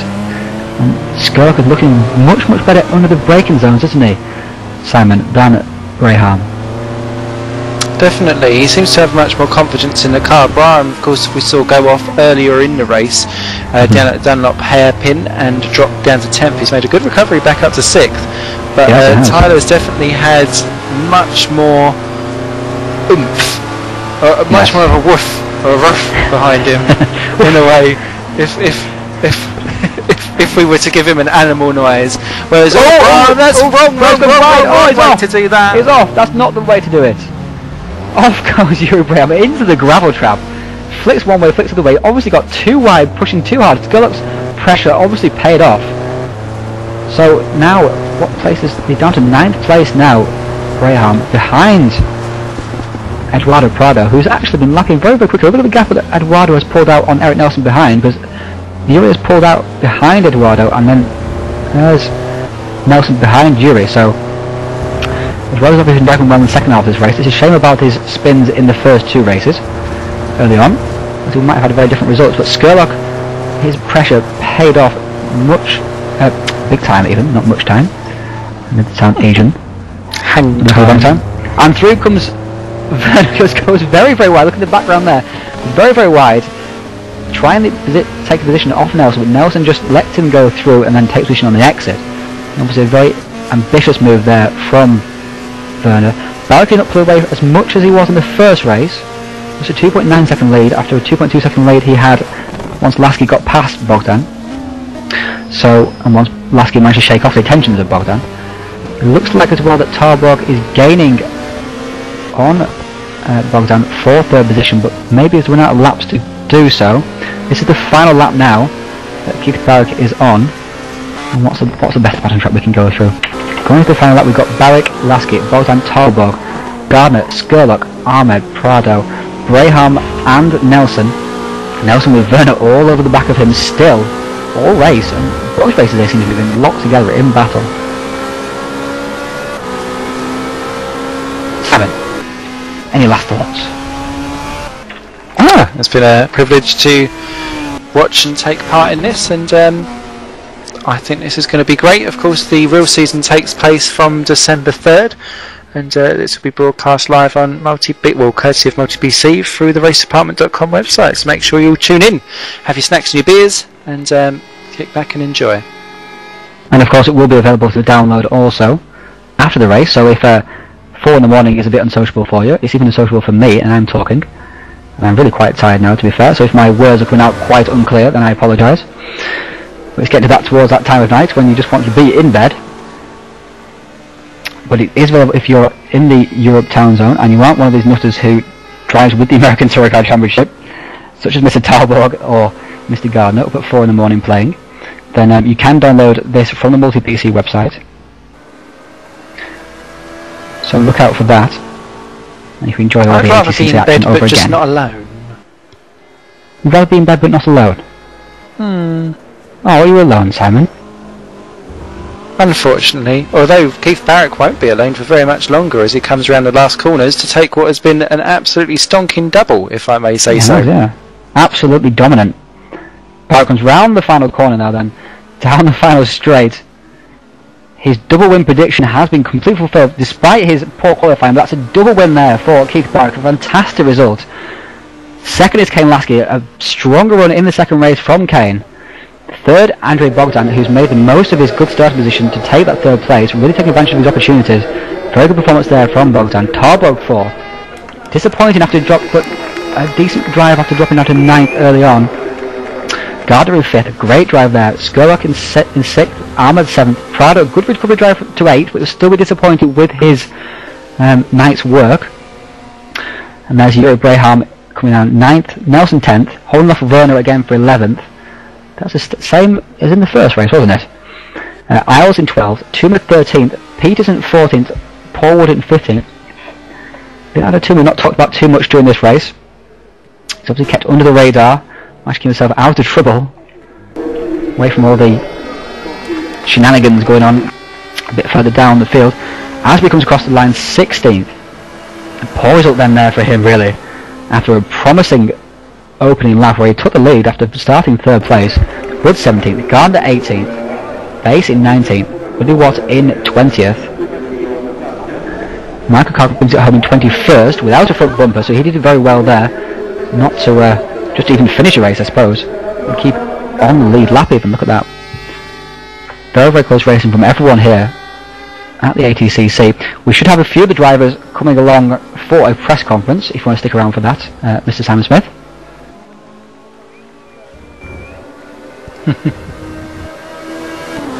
So if you want to stick around, people stick around for that. We'll have a talk with a few of the drivers. Science is 22nd, SS 23rd, and Van Scheppingen in 24th after those problems early on, which I think involved Mr. Carver. I did see he went wide, didn't he, on the halfway through in the first S's,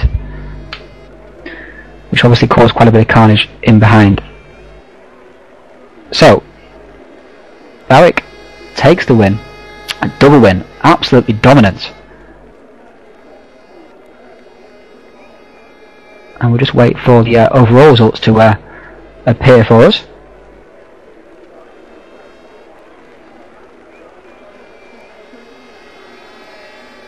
Chris Sykes obviously didn't take either of the grids. He was just there for entertainment, I presume. Yeah, maybe he just wanted a front row seat. Yes. That was a bit random, that was. So yeah, a very, very interesting pop for me, for my first ever ATCC event to have been taken part in. I thoroughly enjoyed it, and it's great racing up and down the field, and I was quite pleased with how sportsmanlike it's been as well. So yes, with no car. Two thumbs up to everybody.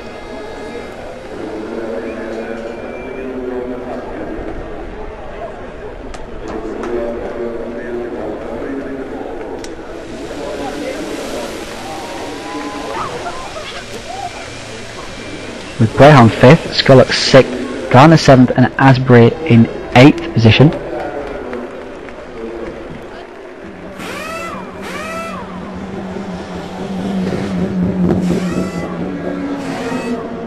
Get a few of these guys in here to have a chat with us. Just having a look down through the chat that's gone on in the actual room. Abdul Ahmed is busy congratulating Tyler on what was a fantastic battle with each other, and everyone just generally giving everyone a big pat on the back, so it's great to see that all the drivers enjoyed it out there today as well. Right, so we've got a couple of guys in at the moment. Let's just wait for the other guys coming here as well. We should have 4 or 5 guys come in. Keith will be one of them, as double winner, of course, as is his right, I suppose.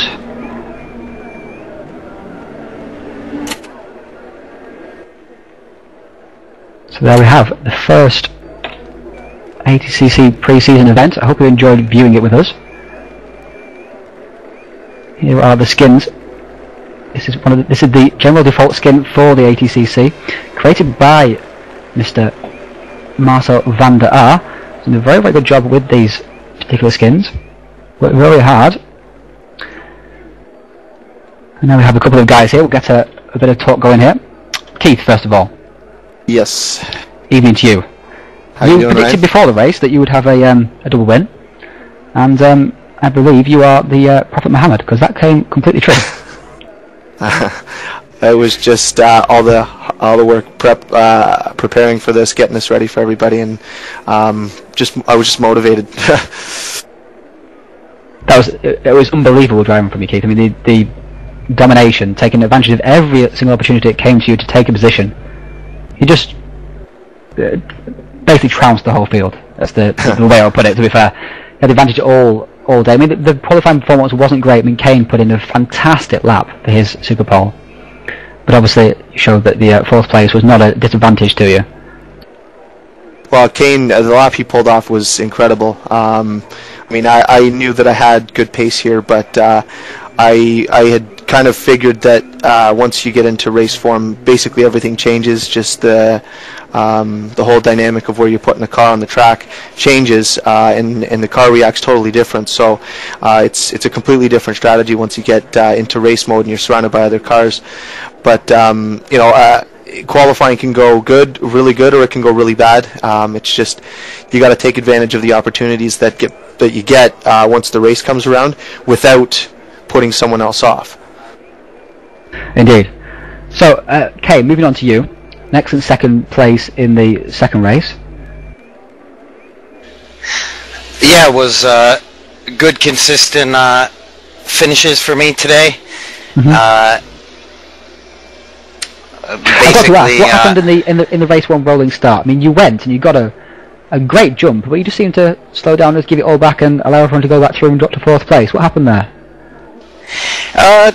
Basically, I had a kind of a rush day and got to the track late, and didn't get a chance to read the actual last bit of the starting procedure, so I wasn't sure exactly where the launch was, and I wanted to make sure that I was conservative instead of getting a penalty, so I figured it would be better to let a few people by at the start.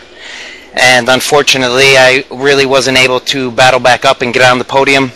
I put in a really good lap after after the pit, and I thought I would sneak by Yuri, and I knew I would be able to keep the podium and maybe hunt down Jesper, but it wasn't to be. Yuri snuck by me on the exit to the pit, and I made a small mistake trying to get by him, and basically just settled after that.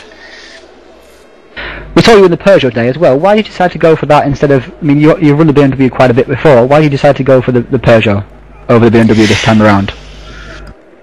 Well, I was a bit off spot today, I believe. Actually, the car that I was driving was the 320 diesel, which the organizers decided was out of balance for the championship. So at the last second, all of the data that I had been using and setups for the tracks were gone. And so over the last weekend, I've been doing quite a bit of testing on the different cars, and actually was nice enough to get the nod from FDR to borrow their car for the weekend.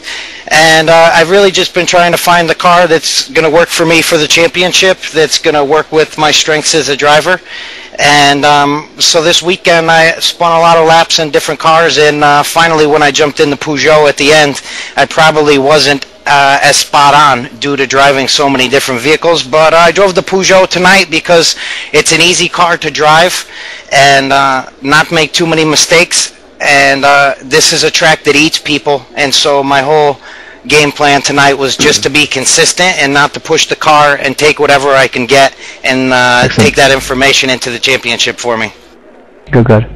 Yuri, very, very kind of you to lend your FDR Peugeot to Kane. We noticed you in the Lard diesel there. How did that go for you? We saw you go off at one point at the Dunlop hairpin. That was in the second race, wasn't it? So the second race, yes, it was, yes. Yeah, the first race is the one you have to watch. The second race was a disaster. The first race you went very well. Yeah, the second race though, what seemed to happen there? Well, I chose a different strategy. I picked 2 left tires, and that was good for about 3 or 4 laps, and after that the right tires were just gone, and I had no more grip in the fast left turns, and it was over. We were on board with you actually, looking back at Tyler Scullock when you went off, with him pressuring you, so that was an excellent ride for us. Yeah, that was also a factor, of course. Tyler was pushing me. Tyler was pushing very, very hard. It was excellent, the braking into the corners. We were amazed at his braking ability. Moving on to you, Glenn. You had a bit of a battle there in midfield. How did it all go for you? First race started out okay. I qualified pretty well for what I usually do. I think 12th. But that first turn, I went wide, and I didn't see somebody was sitting still, and I had nowhere to go, and I hit him. So that race, I pretty much stayed near the back. I think I finished 18th. Second race, I actually moved all the way up to 14th place and finished better than I thought I would. I had some good races with Paul Wood, Ethan, so it was some good racing in the middle there. There was, yeah. The Wood brothers were bouncing up and down all over the order, as they had little incidents and then came back through the field again and little incidents again and dropped back again. But what are your hopes for the what are you looking forward to for the actual ATCC season? Well, I'm looking forward to some good, clean racing. Getting to know a lot of the drivers. There's a lot of new faces out there. And racing with some of the old guard that I'm used to the last few seasons. And hopefully I can keep myself in the first server there, so I can have a few more of these interviews. Yeah, exactly. So this is where it's all at. We'll make you famous, or infamous, whichever we want it to be. So, Keith, what are your hopes for the ATCC then? Apart from winning it, of course, we all know that. I'm what are very your hopes for competitive. the rest of the competitors? Obviously you're the organiser, so what do you see for the rest of the competitors, and what do you hope they experience? Well, I mean, the environment is obviously the key thing, and that's really what I strive for. Obviously, as a racer, I'm really competitive. I do like to win, but you know, the league. I didn't build the league for me just for me to race and be competitive. It's well, I try. When I race, I do like to win. That's what I strive for. But overall, the league, it's grown pretty quickly, considering it's only about a year and a half old. It is in the limelight, being a fairly prestigious league, and we have a good, solid base of entries that on any given day we could have, the top 10 within half a second, and that is what I expect from the season. And that was the whole goal with Yuri making the mod, to bring a whole bunch of different makes of cars together and make for some really good racing on the track with cars you don't generally see, and also give us a really good broadcast for you and Simon to commentate on. Yeah, exactly. The variety of vehicles is obviously key to that sort of thing. And Simon was mentioning as well that he said, this is not seen an ATCC race before. This is his cherry popping. We popped Simon cherry today. You did, yeah. And but he was saying, I'm feeling very sore. The conversation did go to running from behind at one point, but he was saying he was very impressed by how clean and sporting it was. I mean, he was during the warm up saying, "Oh, there's going to be lots of carnage into the first corner because there's obviously 7 people on track." And sporting. Yes, that's one of the strengths to the series, isn't it, Keith? Well, yeah, and I mean, with any series, especially when you have guys running so close, there are other factors that do play into the cleanliness of racing, and some of them are out of your control. One being lag, obviously, because this is virtual racing, and of course you've got people from all around the globe, so. Yeah, exactly. We're drawing from all over the world: Australia, Europe, North America. Literally, we're all over the world, and it's sometimes you gotta just accept that we are racing virtually, and there are sometimes that little things like that will happen. Little glitches with the tracks, the cars, whatever. But you kind of got to look past that as a whole. Yes, it's frustrating because we're all very competitive. We race because we are competitive. But overall cleanliness of the drivers, I don't think there's any driver out there that has any ill will towards anybody. To intentionally get them. It's just about racing clean and trying not to put someone else in a bad position. Yeah, having raced with you guys, I know that to be completely true. I mean, Yuri, when it comes to obviously you created the mod from the base cars. How did you enjoy that? Did you enjoy making the mod for this series, or are you sick of it now? No, I'm not sick of it. Of course not.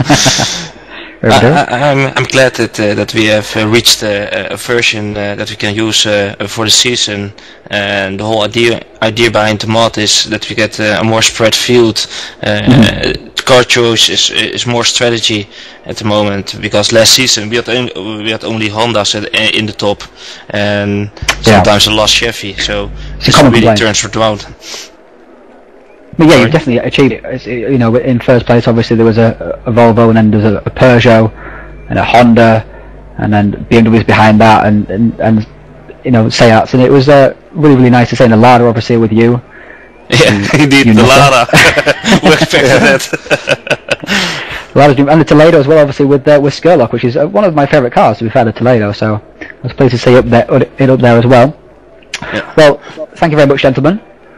Thank you for putting on a great show for us.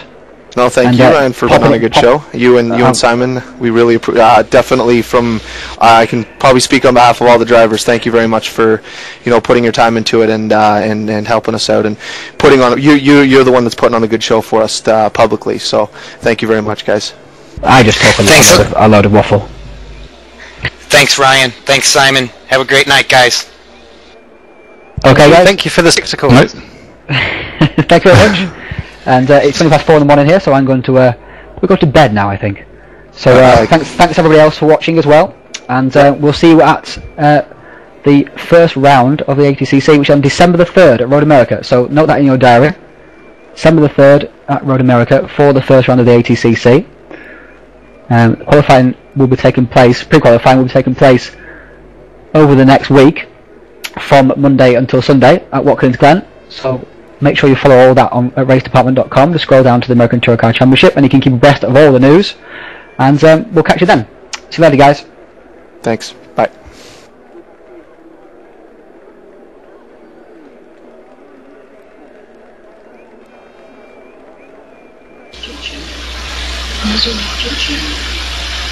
Hey, Simon or Ryan, you guys still there? Yeah, do you want to jump into another room though?